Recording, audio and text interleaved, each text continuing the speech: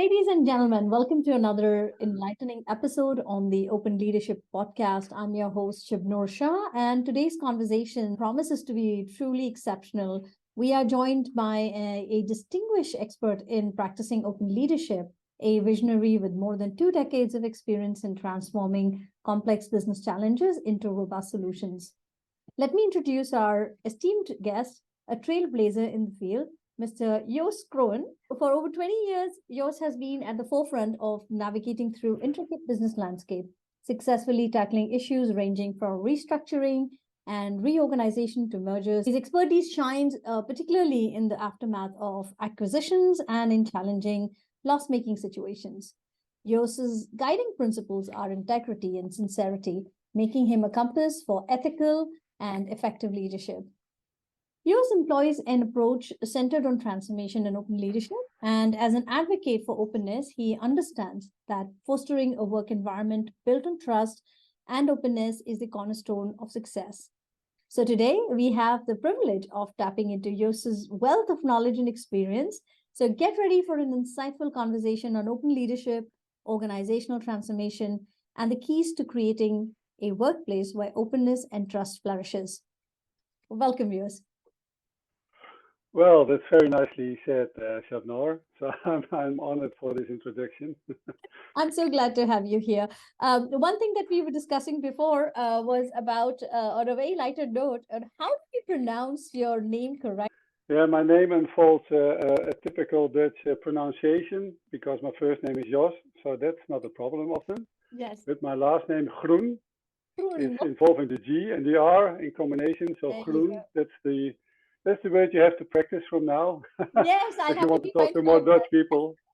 Yes, Jos Groen, welcome to the podcast. I'm so happy to have you here. Yeah. And I have had the opportunity to connect via or through the open leadership community, and it's been a privilege to see you as an action. When I was at Red Hat, we also had the privilege of having you as a guest speaker on various occasions. You've done some significant work at a community level, bringing the open leadership, thought leadership to action, but also bringing it to life in practice. And we would love to, I'm very interested in hearing more about your journey into open leadership and open organization. That will kind of be the basis of our conversation today. So why don't we start with your journey into open leadership? How did it all begin? How did it all begin? Well, then I have to go back to my youth. People were always doing things in a very structured way. And I always thought, okay, can I do this differently? Is it true what they say, or are there other possibilities? So there's always be a kind of curiosity within me to find other ways, other perspectives to follow, to create the same or even more results on what we were thinking that the results could be. When I started working, first there's a lot of people telling you, a lot of managers are telling you that you're not approaching it the right way. It's not that you approach it in the way it should be, or people want it to be. So then you really learn, oh, okay, so this is in the conditioned way of managing and leading organizations. This is the approach people foster to create results. And more in my journey, where I started to lead companies who were in bad weather situations, loss making situations, I always found that it was the culture that made the difference. So when I found a lot of situations where people had a lack of trust, they didn't trust each other, they didn't get to collaboration because there were no incentives of collaboration, because all incentives were on the individual contributions, like a bonus systems and stuff like that. And there always was a lot to do. That's not always visible on the surface of things. It is always beneath the surface, where I always found the core of things that were not right, were not fitting in together, were not, there wasn't the flow. So when I learned to create a balance in organizations, which I had to lead between the business results and the business outcomes shareholders needed to have for their growth, and on the other hand, the people who were dying for a leader who saw their potential, worked with their potential, gave them space and room to develop, to flourish, to put in every individual contribution or uniqueness to solve problems and to create more value. And when I learned to balance it, I was able to make turnarounds with organizations within a couple of months because I really trusted on the people power, and I know what I had to do on the business side and on the business operations side to gain profit or to gain quiet and calm in an organization, so that people were more open and learning to do what we needed to do to create also business results. And in my last journey, where I was leading an IT company, I suddenly realized that there was more that I was doing. So I got involved in transformational presence leadership, which I learned from Alan Seal from the Center of Transformational Presence. So that was a step where I got more aware and more conscious about the skill set I had and the senses I had to guide people through tough times and rough processes of change. And then, because it was an IT company, we had to choose at that time. We were in software development, integration software. So this company, when I started there, was at the crossroad of choosing IBM, Microsoft, and then we chose Red Hat and Microsoft. So we left the path of IBM. So that was quite a challenge to tackle because we had a lot of IBM believers. You wouldn't have imagined that Red Hat would be acquired by IBM at a later date, right? No. I was very surprised with that step, but okay. But at the time we went working with Red Hat, my board already asked me to write about fostering and embracing openness and transparency in my practice, create transformation. Carrie Carrasco from Red Hat in the Netherlands saw these posts on LinkedIn from me. So she suggested me to the OpenOR community to start contributing there. But first, of course, I read the book of Jim Whitehurst, The Open Organization. And for me, it was like ticking boxes, because then I saw, okay, these things I'm feeling, I'm sensing, and I'm practicing are really happening somewhere in the world. So I was very thrilled that, okay, there's some kind of common ground. Yeah, but there's some kind of common ground for doing this. And I don't think it's particularly a very good book, but it opened my eyes widely, and it gave me room for exploring more of these possibilities I already felt that were there, but I didn't have any common ground. So then I started contributing more and learning more in my practice, guiding transformation, how it worked in practice and how powerful it is to foster the characteristics of open. And then it was a small step to be an open leader, actually. It's a very interesting story, and I can relate to how the principles of open is not that you have to have had experience exclusively with open leadership and then only you come across the principles of open, because there are many organizations who are not even aware of the principles of open, either open organization or open leadership, but they still practice. There could be different names used for it, or maybe there are no nomenclatures at all. But you're right, like a lot of the concepts, the principles, the values, they're already existing. When I look at open leadership and open organization, I see that it's not new knowledge, but what it has done is, I think open source has sort of given it a frame, a vessel, and the work that we have done around defining open organization and open leadership has given it a more specific context so that we can now relate to it in terms of principles and practices. Your observation about how collaboration, while it's taught about, it's spoken about, it's theoretically it's referenced quite a lot, right, as a buzzword as well. But when you see it in organizations, what is rewarded is more of individual contribution. While there's a whole lot of focus on working in teams, collaborating, working together, there are not enough and more rewards, extrinsic most likely on collaboration or how teams work together to achieve outcomes, because there is still this whole focus on the spotlight on the individual, the individual behavior and achieving outcomes. So I wasn't surprised when you mentioned that in your journey you encountered this exact behavior in organizations. Yeah, but I was able, because I was in the general management position, I was able to get rid of the core blocking issues of this collaboration. So I changed the way we had the bonus constructions, the way we went from individual productiveness scores to team scores or to the company-wide scores. So I could do something just to eliminate those blocking issues from these kind of processes. And it really opened up the world for people, because intrinsically people love to collaborate. I think we are human beings who are built to collaborate. But it also made it in practice from a kind of diversity but inclusion as well, because there were differences created in wages for people in the same category of work. So I had to eliminate too. So there were a whole lot of strange situations created by management that were really blocking collaboration.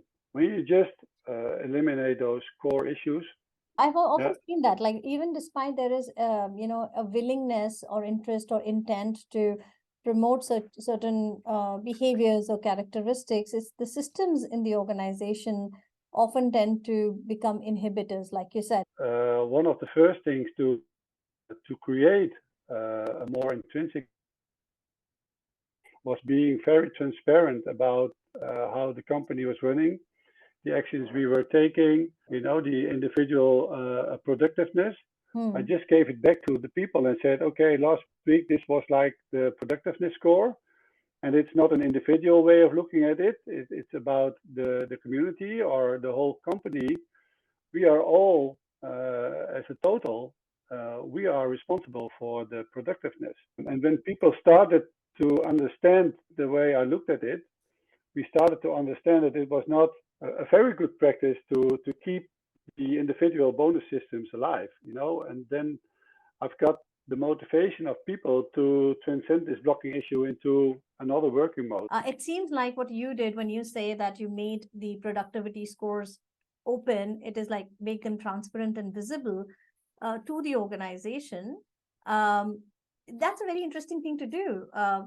Was it something that you had to work hard towards? Was it a change in culture? Was it a change in thinking? How was it? How did it compare to how it was previously in the organization, and what did you decide to do? I did it very intuitively. So, I just thought, okay, then we're going to turn around this principle and just give it back to the people, because my mission in this company was to give the organization back to the people. And when I made it transparent, of course, there was a lot of discussion and a lot of envy and a lot of anger towards me, but towards colleagues who scored better or just didn't get the core of the message yet. But when we, I think I got the team and most of the team once or two times a month together in a collective session. And I could explain why I was doing this and why what my approach. It takes some time, but if you keep the message very clear and you are very transparent in your actions, then people try to understand what's the greater goal of what you're aiming at. And when they started to understand it, then they turned around in their intrinsic motivation and behavior towards each other, that they say, okay, it's a collective goal now, so we have to try and help each other. When you introduce this way of thinking and working and creating more transparency, it doesn't seem like there was so much of a pushback from the senior leadership or management, but it was a big shift for the employees, because they had to deal with that way of working, right? And the resistance also came from employees. And I think it's an important thing to remember, because I'd like to pick your brains a little bit on that topic as well, because we all often assume that in organizations, the resistance or difficulties and challenges often come from senior leadership and senior management, which could be true, because of course they are influencers and decision makers, and they have a lot of control, and they have a lot of influence. But when change has to be implemented, it's also in the organization. It's upsetting the status quo for employees as well. And I'm really interested in honing in a little bit on that piece, because we are not always in leadership roles. We are, as part of the organization, employees, and we have a lot of our listeners who are not probably in leadership positions, right? So our relationship to resistance, our relationship with change and embracing open is an important aspect to consider, because it's easy to preach about. So could you take a moment, Joost, to tell us about this aspect of the resistance that came from the team members, and how did you go about mitigating that? Okay, well, first I go to relate to the senior management. Of course, I had shareholders to report to, but in fact, as long as the results were okay, we showed improvement in our process. They gave me the space and trust to do what I thought that I needed to do. So I was in a collective of 30 business units, and I was the only one who turned around this principle, but it worked. So, so that's one from the perspective of how senior management goes with it. Sometimes you just have to do it and say, okay, the results are fine. So why do you bother? Exactly. Why change something that's not broken? Or why fix it? Yeah. Or I just change it and I don't tell it, but that's not the best practice. So you have to be open about it. But you can explain why you do it. And when I met the people in this resistance, well, at first there was a lot of skepsis. Okay, you're the next manager in line. You're the third one in a row who tries to change things. Why should we believe you? And I'm very, I can be very, very clear on topics. What's the meaning of things and what is expected and what not. Can be very clear to people about behavior and consequences of typical behavior. But I chose to have the group together, just discussed where is it coming from, where is it rooted. Sometimes it's rooted in fear, because people fear that they don't get that much wages and their bonus at the end of the year, and their partner at home is calculating with this bonus for doing the shopping and doing the holiday bookings. Sometimes it's as simple as that. But when you are open in these discussions and people feel safe sharing their thoughts, their fears, and their struggles, when it's out in the open, you can work with it. And I'm not in it to make judgments on what people say. I always view to it as, okay, it's information. And if you view to it as information, there's no good, there's no wrong, or there's no right. It's just the information. And if you view to it and discuss it as it is information, you can go left, you can go right, but you just see what's happening there. And sometimes people were only relieved when they said things, and then afterwards it was okay. Yeah, sometimes And you have to let the start, muddy waters flow, right? Like sometimes it's a lot of stuff that requires yeah. Mhm. But sometimes if it gets out in the open and people can discuss it in their teams, or with people they feel safe with, that was really a great part of opening up the culture and opening up the ways within teams to start trusting each other again, and sharing ideas. And they learned from me that if they shared an idea, that I was not the one who said yes or no to the idea. I just asked, okay, do we all think this is a great idea? Or are there other great ideas to share? And then we started to practice the greatest idea wins. Back to the issue. I think it was just spending a lot of time with people, getting into the personal connection from human to human as well. For me, from a leadership perspective, I think that created a lot of peace and calm in the organization, where we started to build trust, and we started to build safety, and and where people are feeling trusted and feeling safe, then they are opening up. And if people are opening up, then creativity, engagement, curiosity, ideas, everything comes from that point. So, but I think the greatest thing I did in that process was creating a building trust and giving trust. So it felt safe for people just to open up. And it sounds very easy when I say so now, but it's really, that's really a process in leadership. Also, it takes time. It takes a lot of patience. It takes Yes. a lot of staying out of judgment, staying out of short-term decisions, and always keep the bigger picture in mind. And Right. I it's think more this about is energy. something to be reminded of, like, because in a world where we want everything as of yesterday, this whole idea of patience seems so overrated. And it's also what we talk about in developing or building a culture, that you don't develop a culture overnight, and that's the hard work, right? It's not the hard work of being profitable, that's an outcome. But when you create a culture that requires you to bring in new ways of working, more holistic ways of working and leading, it requires time. And you'll also get triggered for leaders and for management. It's not as easy path, because you have to make so many changes within yourself. And it takes time to see the results come out, right? And I think that's the balance one has to aim for, or a reality to work with, in my view. And this is where we tend to lose it, right? So like, oh no, I don't have time for it. We need to get it done with the results, and we often trade off something that's needed, to build that culture. It takes a lot of endurance from a leader. It's all about how our brain works. So our brain only knows duality. Mm. So it's one thing or another. And I think the perspective we are talking about is an end-end situation. So it's end creating results, and it's about the human power.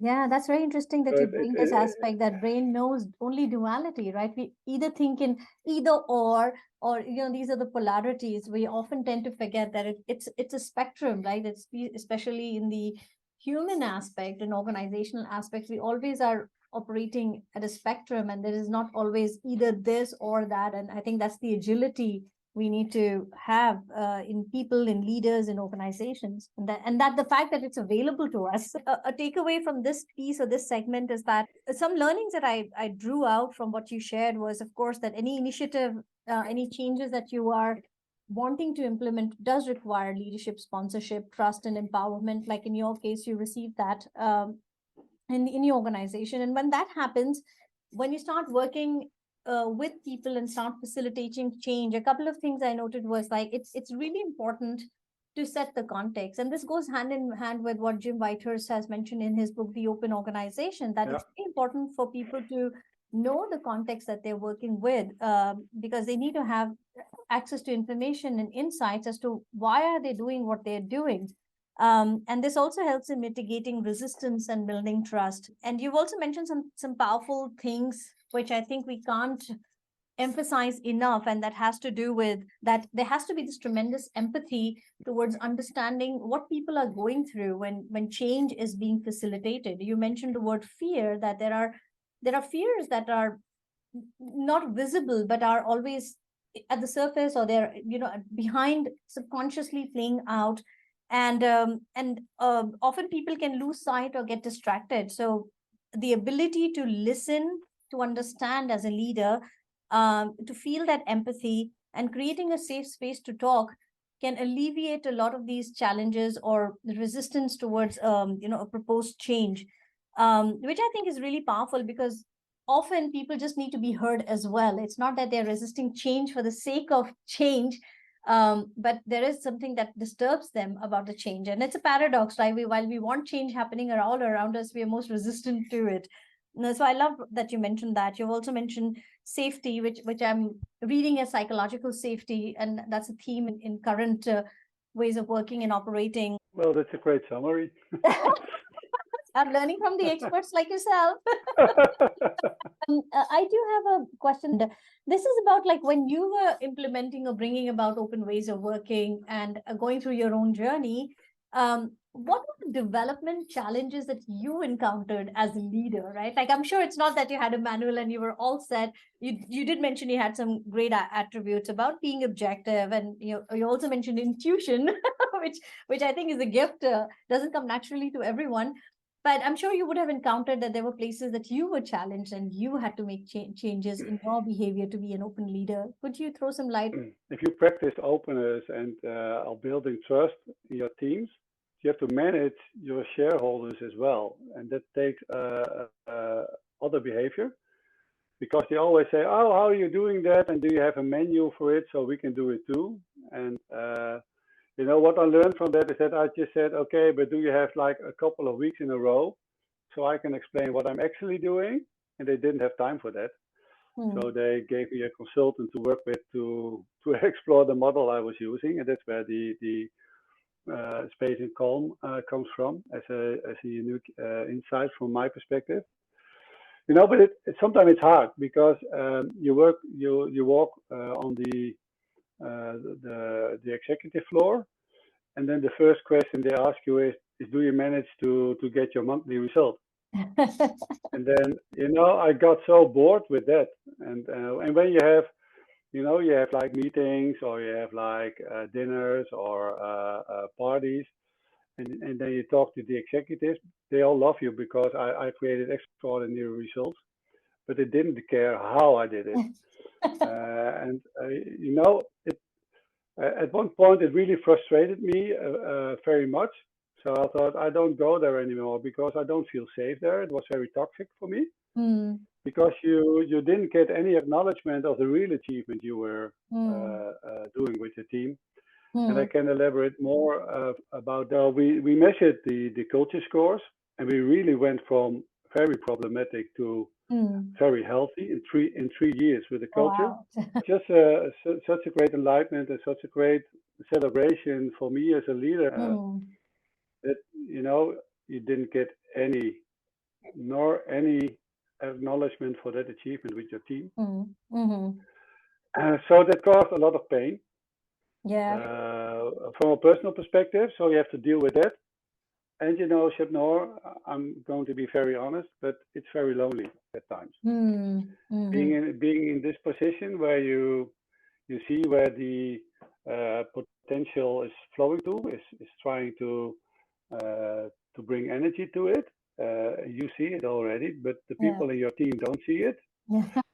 How did you tackle this loneliness? What did you do differently? Oh, I don't know what I do differently. I just know what I did, and that's I've got some people around me that I really trust. So sometimes you talk about it, but I can be very okay with loneliness. So when you feel lonely at times, then it's the best thing to do is to be aware of that you feel lonely, so you can express it sometimes, or just putting perseverance to the table. That you stick to the plan, stick to your characteristics, stick to your true self, that you keep very intuitive, that you keep practicing your own truth, and always taking the team with me. So sometimes I just talked about it, not that I was feeling lonely, but sometimes I just spoke up, and then suddenly problems transform into opportunities, and then people start to feel it again. So that's one. I always brought the team like 3, 4 times a year to an external location where we had these more insightful talks. So there wasn't really a goal. There was always space I created with the people I worked with to host these external sessions. There was always space for gut feelings, for heartfelt situations, integrity.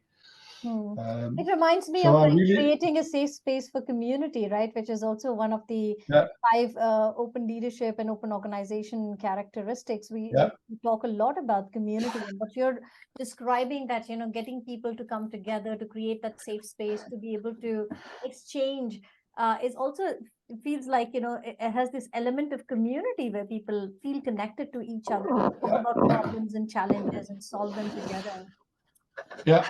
And that's actually where we learned, and I learned my core team to do that in their teams as well, in their communities as well. So it's a kind of a way to navigate through the fogginess of changing situations and heading towards a result you don't know yet, but you're working towards something and it feels good.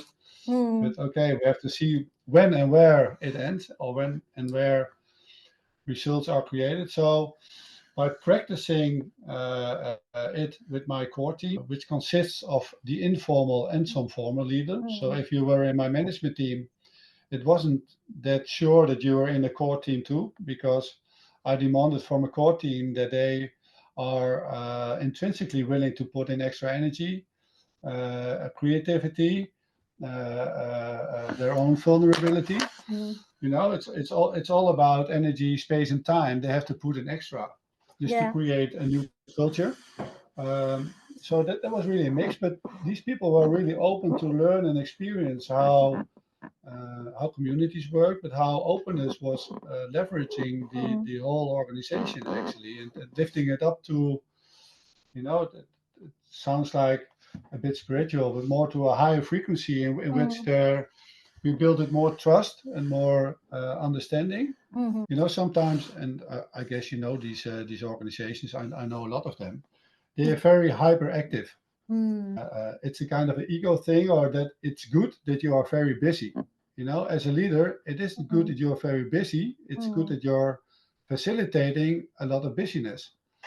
You know, that's it's a whole other thing. This has a lot to do with the mindset, right? The way we are Yeah. also kind of trained, educated into thinking how organizations need to run. So there's a more reactive way, right? It's almost perceived to be that it always has to be top down, control oriented, and maybe it works in some conditions, but eventually, our research and our engagements with the customers, that I have seen in my own personal experience that when leaders are creating, are willing to let go of that control and put the trust in people, and use practices. Of course, I do feel that there is a need for structures and systems which are creating, giving a sense of stability, but not to the point that they become stifling. Because openness can often be misunderstood as like being a country club, right? And I always say that it's not about openness, is not Oh. being a country club. It's about working within enabling constraints, working with the context, and there is an end goal that we're working towards. It's just that we're creating more space to breathe and work and collaborate in a way that people are happy and bringing the best of their abilities and their mind. That brings me back, Shepno, to one of Yes. your earlier questions. So how do you manage on a personal level with these dynamics? The people in the higher ranks, they don't care about what you're doing. They don't care about how you feel. You know, it's like a top-down approach in my companies as well. But I was the one who chose to be different. And if you choose to be different and take a different approach, it takes a lot of courage, a lot of guts to do it, because you know that you're going to be in very stupid situations. But I learned that, in these situations where you know that the management is command and control top down, and you are bringing open leadership to the table, what it lacked is that they were not open to learn from me, but I was open to learn from them. So I think if you create a situation where you can learn from each other, then it can grow, and then it can create more leadership practice to service. And it's a very simple principle. It's like either you flow with it or you fight against it. And I chose to flow with it. So sometimes I just adapted my behavior, put my ego back to the front lines again when I was in these situations with all these high rank managers, and I was able to transform myself to the leader I was to my team on whenever I wanted. So I was able to be like a chameleon, and being an open leader is about being very, very clear, crispy clear about what's the meaning of things or not. Setting the context in a right way is meaning that you have to be very clear also on personal levels to people. But it's the only way. I don't know any other way to be this clear. And if you can be transparent and honest about everything you do, every decision you make, every issue you are tackling, and you can be honest and transparent about it, you don't have to fear people are sticking knives in your back or talking about you as a very inconsequent leader. sometimes it's hard to accept truth or to accept boundaries you set. Yes. But okay, that's life. Yes. But And that's a thing that, you can't always define all the constraints or how you want things to be. no, You're working with a lot of ambiguity. And because human beings, no matter whether they are in leadership capacity or, in a service capacity as employees, they come with, aspects of themselves, right? Which could be enablers and or blockers or a range of things in between. And that's why working with people can be really hard. But I like what you said. Like you shared just so much of insight. I've been thinking, you mentioned adaptability, which is yet another characteristic of open. Not only towards your own teams that you're leading, but also you've spoken a lot about stakeholder management and how that how to navigate through that. Because you did say something very interesting, that at that level maybe you'll encounter a management team or a leadership group that's only interested in the results, and might not might not even be interested in how you're getting those results, right? You might not get the support for the kind of culture that you are creating, or maybe you don't even have acknowledgement and appreciation for the efforts that you've put in. So how do you manage your own expectations in this context? Like, even if we are senior leaders and we have our experiences, but we also have our own needs and our own expectations Mhm. within, right? So if they are not fulfilled, how will you maintain that spirit of or the momentum of keeping going? Well, I can say something about it very shortly, because happiness is not not outside your house. It's not standing up front your house in the form of a car or in form of wages. This happiness is within you. So if you're very much connected to your own system, to your own heart condition and your own gut feeling, and to your true self, um, it's a way to stay away from this ego discussion. People in these regions, at least that's my experience, it always needs to be bigger, Yeah. faster, harder, more, greater. We know all the examples, and I could be with them because I always choose to be my own self, stepped away for who I really was. And sometimes, I was just somewhere in a corner, just, being there and not talking to anyone. Mhm. Sometimes it's Yeah. lonely again, and sometimes it's just like accepting, okay, this is the situation for now. It seems like there is an aspect of deep self-awareness and emotional intelligence which is uh, Hmm. really important when you're operating with an open leadership mindset, in my view. And Hmm. an example of that is we recognize it early on in our engagements as part of Red Hat Open Innovation Labs. We built in, like when we were doing a lot of work with our leaders, with our customer leaders, for example, and with the teams, when you're talking about psychological safety, what we found was that the foundational piece, which is often overlooked, we might talk about a lot of concepts and philosophies and aspects, that academic aspects that should be existing, but there was this aspect of deep self-awareness which we plugged into our engagements and our offerings, so that every if it were a product team, for example, that they could understand what are their thinking patterns, what are their personality profiles like, what are their stress patterns and what are their stress reactions, what are their communication patterns. And I think what it did was, either at a team level or at a leadership level, that self-awareness led them to self-regulate, right? To recognize what could trip them, or even recognize the strengths that they could use. We overuse our strengths, so they tend to become like weaknesses. And how to be mindful that you're doing that, because sometimes that can come in the way, especially when you're working with people. We don't have enough time because we're in that that reptilian brain going into an amygdala hijack as they say in neuroscience, that we become so reactive that we don't have time to think through, right? So a lot of this work has to happen outside situations before you encounter them, so it's like you're really creating the playing field. And what I found is that highly self aware, emotionally intelligent leaders and associates or employees are able to navigate through change or manage expectations more effectively, not only for themselves, but Hmm. even in a team context, right? And that leads to what we spoke about, creating that deep empathy, self regulating emotional reactions, which could show up in different ways. listening, better to understand. So I'm glad that you touched upon these aspects, that yes, it can be lonely, that it requires you to find your center because you will find yourself getting shaken up. So I would like to segue into, in a world that is gravitating towards a command and control ways of operating, tremendous amount of censorship, withholding information, right?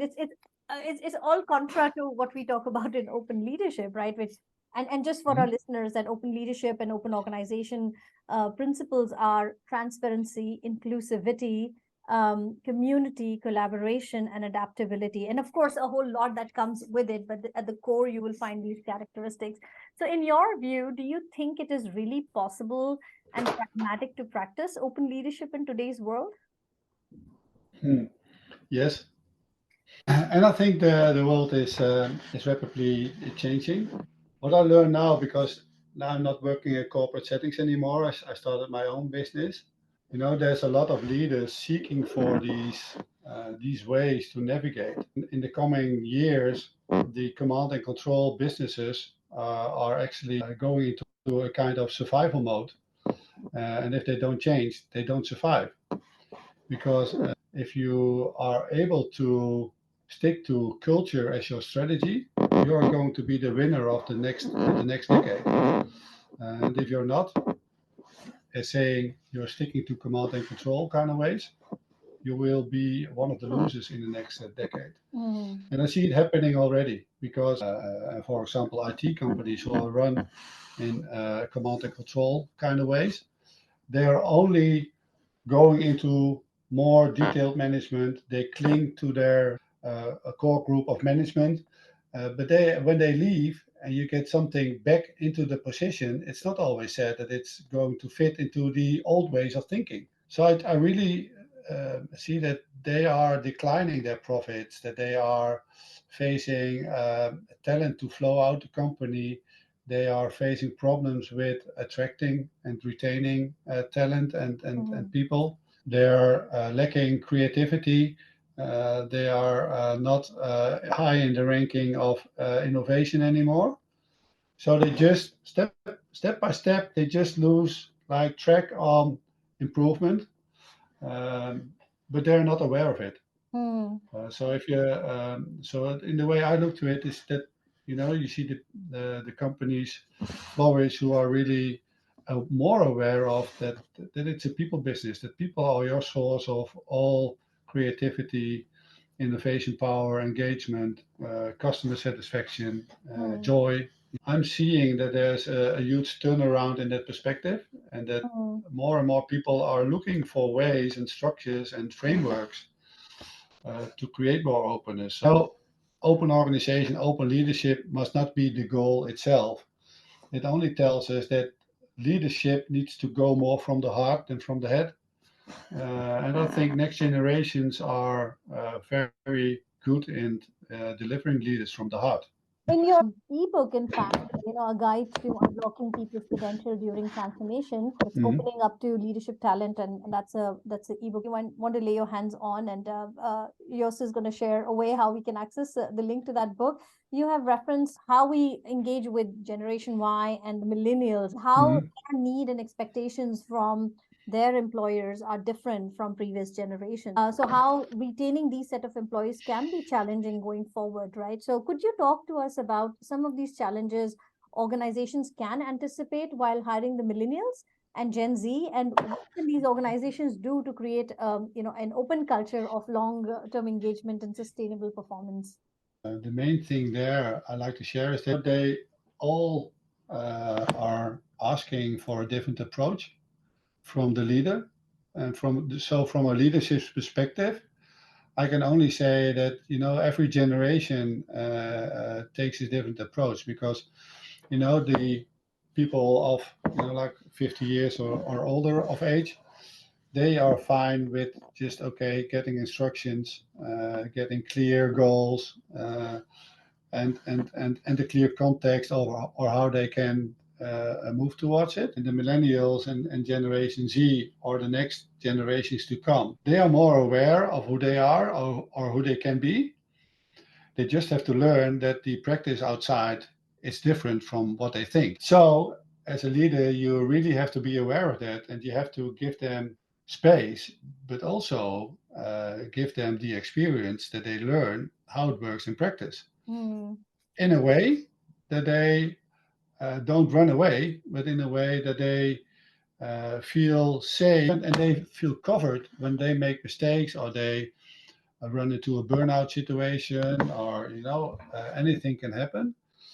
Yeah, there's a That if term you in the open source they use, right? They call it which I'm a big fan of, and I use it everywhere. So if you find me repeating it over and over again, it's because I just believe in it so much. And this term is called failing fast. And that's a Mhm. big guiding point in the way open source Yeah. software is created, which I found very fascinating because until now I had seen that we are so fearful of failing, right? Even the term in itself is looked at as a negative term altogether.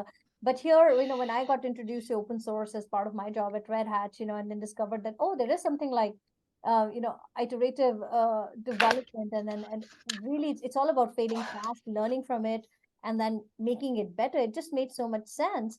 But then again, Mhm. it's so much of a mindset, isn't it? Like it's easy to talk about it, but when you're encountering that situation, it can be really hard because it can be an emotional Yeah. reaction. It could trigger so many fears at different levels, even from tangible Yeah, outcomes that you want to achieve. it's true. It's bringing me to another point. But we always said, okay, fail fast, learn fast. But for the other generation, that's a hard one because they never learn to fail. Yeah. And Mm-hmm. and when they failed, they got in big shame. That's how the Mm. elder generations are taught, and the young So ones are failure leads to more. Oh, shame. yeah, yeah, failure leads to shame. But it brings me to another guiding principle I used in this transformation is we talked about mastery. And you always have the master and you have the follower of the master. I don't know the English word for it. But we discovered practicing that and talking about it with older people that it was not always the youngsters learning from the elder. Most of the times it was the other way around. Yeah.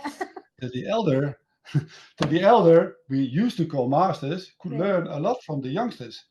We talk about retaining for people.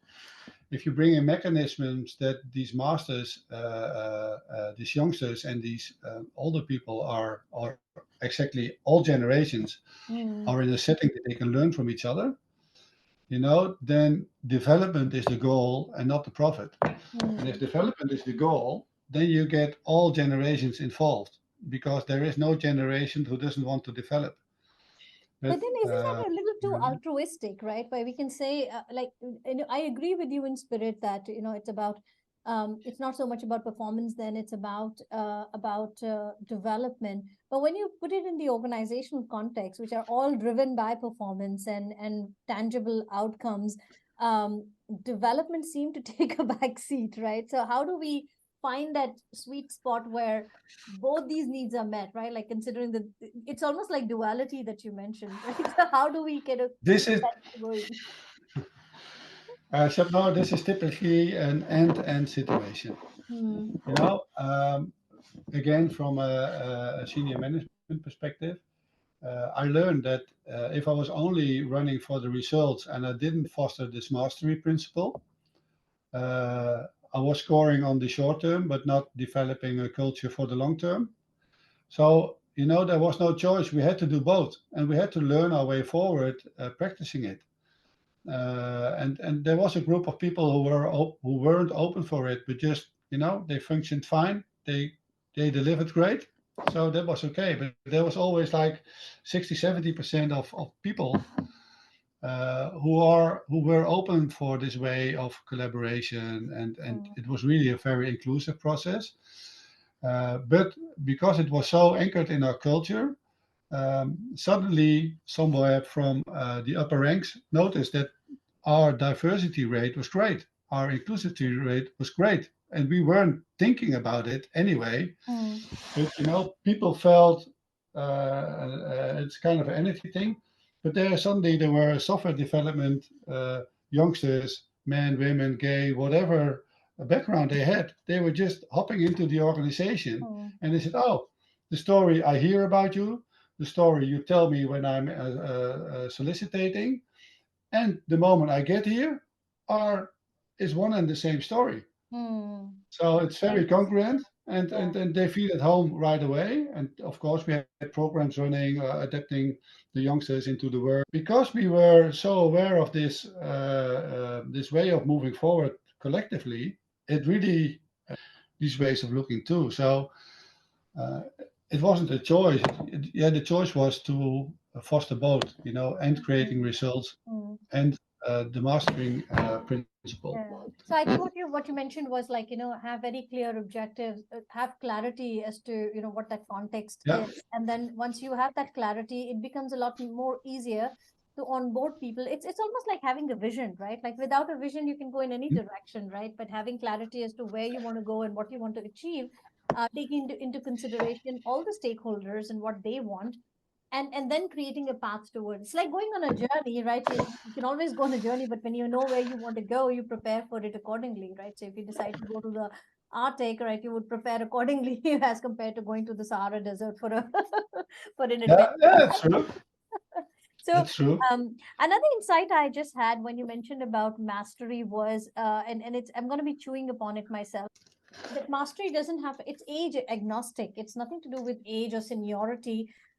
It probably doesn't even have to do with any of the isms that we hear about, right? It's about how much time and effort have you devoted in developing a certain level of excellence and expertise that elevates you to that level of mastery. And that's and because I can totally relate to it. In our team at Red Hat Open Innovation Lab, we're a very diverse team, and I didn't realize until when I had much younger colleagues than myself, that I have aged quite a bit. Because for a Yeah, long time I was in that demographic where I was the young professional who was the youngest in the team, and I found myself like, oh, that has changed over the past many years, and we had this whole bunch of new, very talented people, and they brought a perspective, and I had to like rewire my brain to accept them as my colleagues, who bring different competencies and talents and skills, and they have something to offer.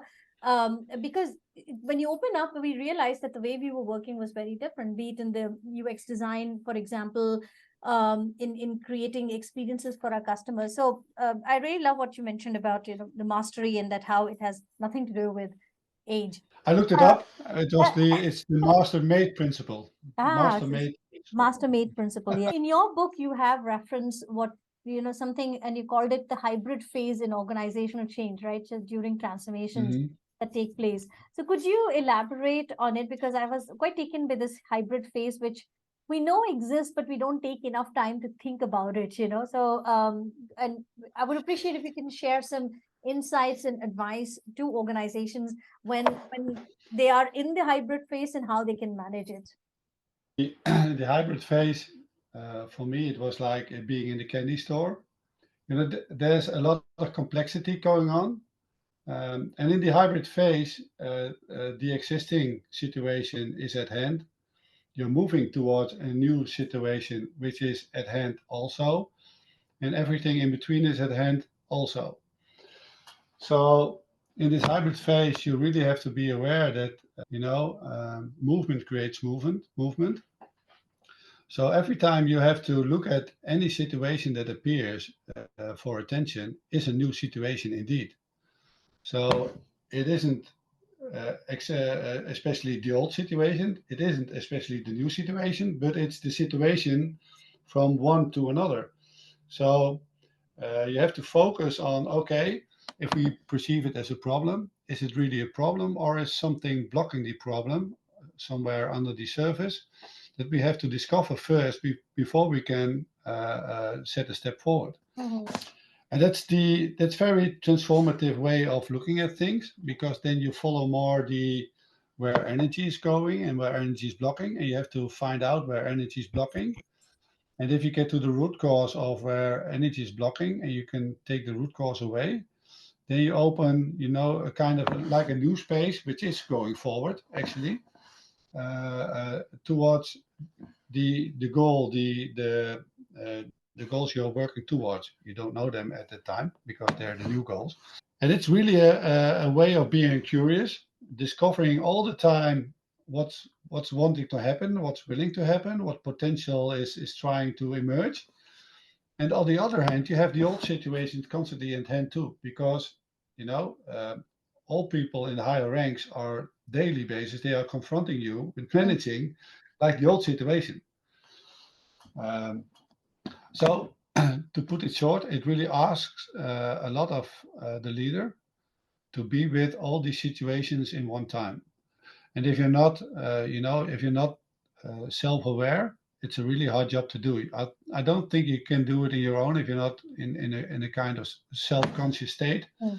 And you don't have to do it alone, because I work with core teams, and core teams were shifting in people all the time throughout the journey we made, because sometimes people said, well, this next phase isn't for me, so I hop off, and we invite another one to hop on who has the energy for the next phase.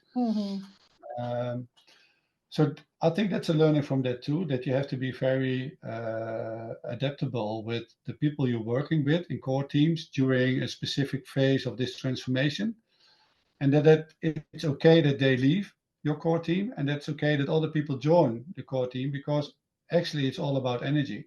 And if you lack energy, you don't move forward anymore. So and it's not only for the leader to put in energy, it's for the whole team to put in energy. So it's about flow, and the complexity is that you have to stick to balance. You have to keep the balance between all polarities at all times. So it's really a kind of balancing act. Like you said, it's better not to try to do it by yourself and take all the support.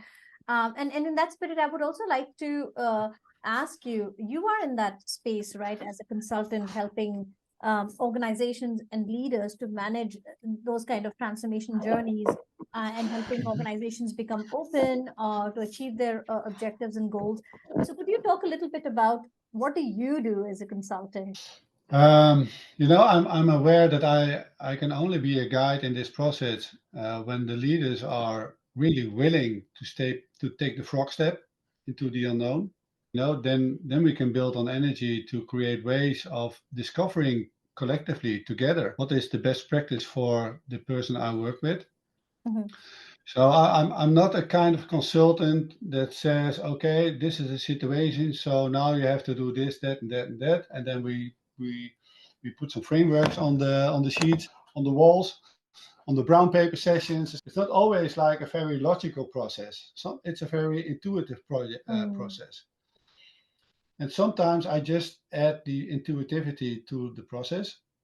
Sometimes I have to be in the content of everything, because I have to bring in my experience or of how things will work out if we decide a scenario 1, 2, or 3. It's really about bringing in suggestions and scenarios into the minds of these management teams or executive teams, that they become more conscious about what it is really about to do.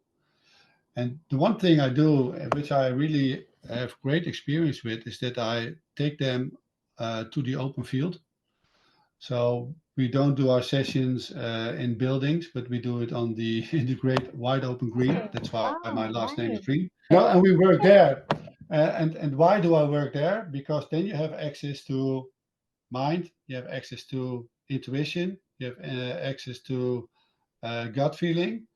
Then the body and all senses in the body are collectively working with the mind towards what's willing to happen. And it's not a very spiritual way of doing things.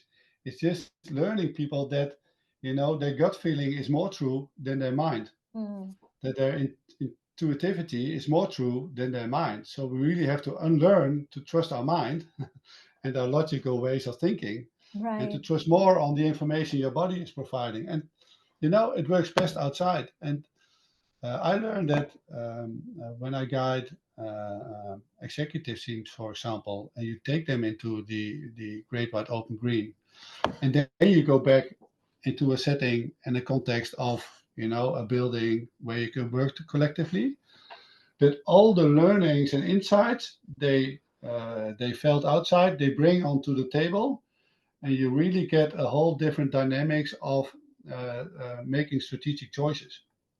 Okay. Because That's a very unique way of working. So I found it very interesting, this whole mechanism of going out in the open, in the field to engage, to engage people's thinking.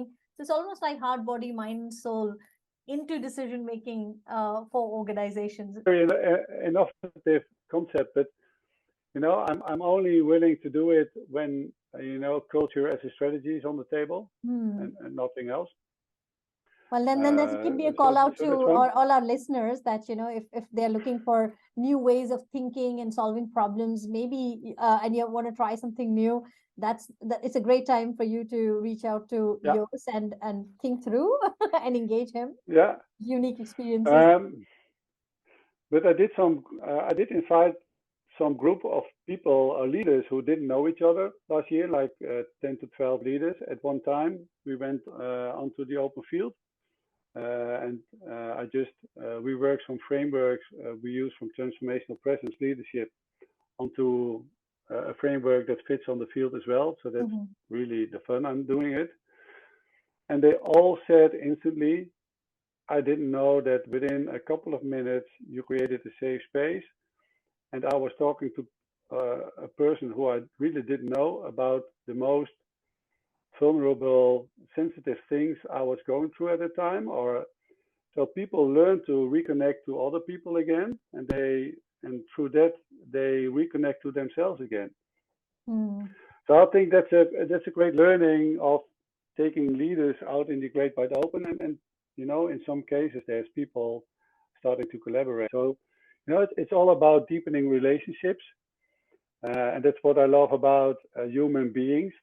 So we all try to engage each other as humans, but we are beings also. And in the being, that's where the magic happens. So if you bring the being back to the table, back into decision making, if you bring the being back into the way you engage with other people, and from a leadership perspective, the way you engage with your employers, that creates peace and calm, and then people can be themselves. And if people can be themselves and feel safe, Oh, thank you for that perspective.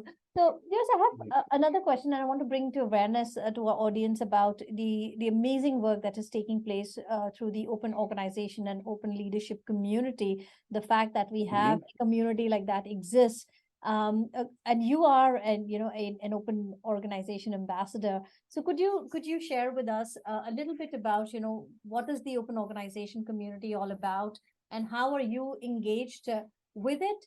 And also how other members or our listeners can become a part of that community actively. Well, I explained earlier in this conversation how I got involved. But this community is like working with like-minded people from all over the world. Sometimes we are in meetings with like 4 or 5 time zones at a time. Only exploring and elaborating and sharing practices about how openness can enhance companies or enhance leadership, or what are practices that work and practices that don't work. Sometimes, we create a lot of content. So there's a lot of us who are writing articles or writing stuff, publishing stuff. And earlier on, we published everything on opensource.com. But now that's changing. The community is not consisting only of people who work with Red Hat. So I think I was one of the few not working in Red Hat, but there's a growing number of people not working with Red Hat in the community. So that's a misunderstanding that it's a Red Hat community. No, it's an open organization community. Thanks for clarifying that.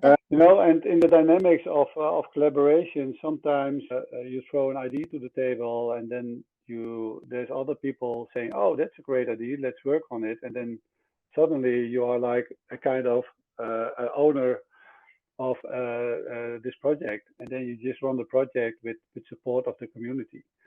Yes, Uh, I um, think I you can know, name and one or two examples where we collaborated, Geos, right? yeah, One of them was, of course, the open organization community existed, and when we launched, when we brought open leadership to Red Hat Open Innovation Labs, one of the things that I was tasked with was defining, bringing the definition of what open leadership really is. And one of the challenge I found mhm, was that there was a lot of information about open source, open organization. We didn't have a consistent open leadership definition, and that's, I mean, we did yeah, have at Red Hat a Red Hat version of what open leadership is, but when we were working with our customers, when I was going out, I couldn't have forced that definition. And what I felt was, as a basic need, was for us to come up with a very organization agnostic definition of open leadership that can be adopted by any organization, because there are these yeah, degrees of openness, and they can choose to bring it or implement it the way they want to. And that's the opportunity with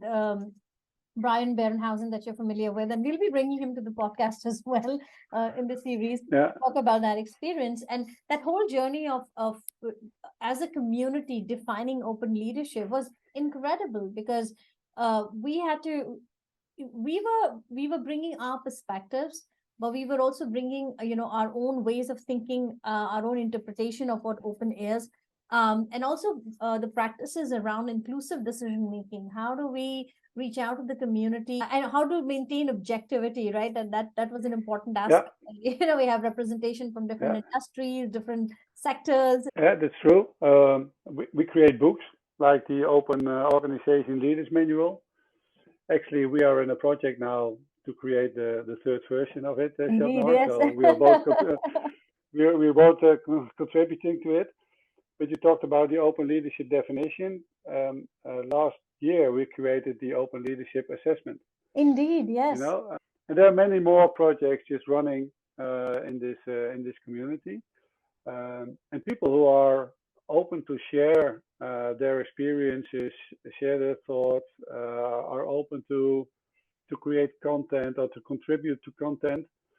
We are open for people to step in. When I entered the community, I thought, okay, I didn't know what's going to happen because I wasn't used to work in the community.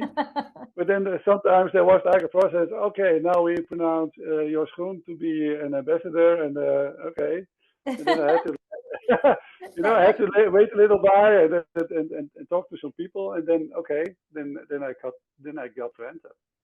Fantastic. So No, this that's is not a great. very Yeah. hard process. Yeah. I don't want to scare people, but you have to be open and you have to bring some energy to the table to keep Yeah, creating. and that's the thing about communities, right? Because while you will not have any pressures, you could be, I mean, a temptation could be just to be the consumer, and you're welcome to be the consumer of all the amazing work that is produced.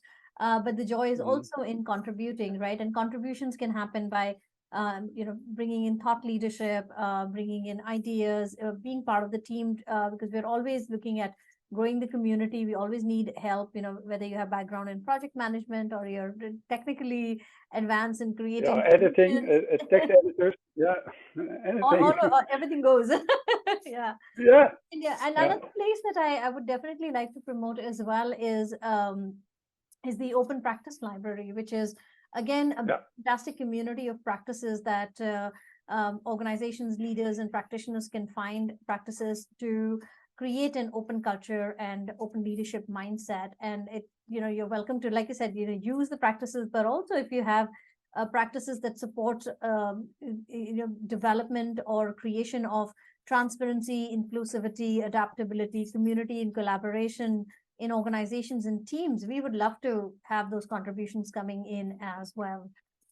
So have a look. I'll yeah. be leaving all the links, of course, in this podcast series and all through, so that you can follow these trails to find your way to open organizations and open leadership.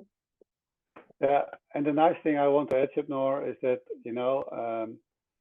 people in within the community are changing jobs. They are creating new websites, new LinkedIn profiles, new LinkedIn communities.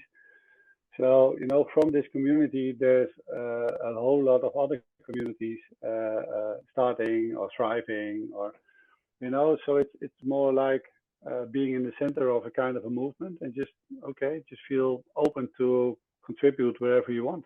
Yeah, absolutely. In fact, we do have the open leadership community on LinkedIn as well. If you're interested in joining, we'll leave the link behind here as well. And Jos, I see you are also active on LinkedIn. So would you be comfortable if we share your link to for people to connect with you in case they wish to? Yeah, why not? Fantastic. That I have the link also posted out there. Great. No, this has been a great conversation. Jos, from your side, is there something else? Maybe there's a question I haven't asked and something that you wish to share. There's a lot to share more than we discussed because there's a whole world behind the things we shared from different perspectives. But being an open leader, or working towards being an open leader, it's like a choice of who you are. It's not a choice of who you want to be. So I want to give that as a takeaway to the people who listen to this podcast, that it's not like a flip of a switch or a push on a button and then you are an open leader. It must suit you. It must attract you as who you are, and how you feeling yourself comfortable with practicing transparency or inclusivity, or the TICA characteristics in the way you practice leadership. And if it's just only one to start with, it's just one to start with, but do start, please, because you create space for others to thrive, to feel more comfortable, to be more like themselves, and that brings a whole lot of more joy and creativity to the table. And I think that's what teams need. That's what makes the work of management or leadership more joyful, and creates more value for any organization. So it's just I don't do a wrap up. I just do an invitation. Thank you. No, this is fantastic. Here's an invitation to our listeners. If you wish to engage with Jos, you can do so on LinkedIn.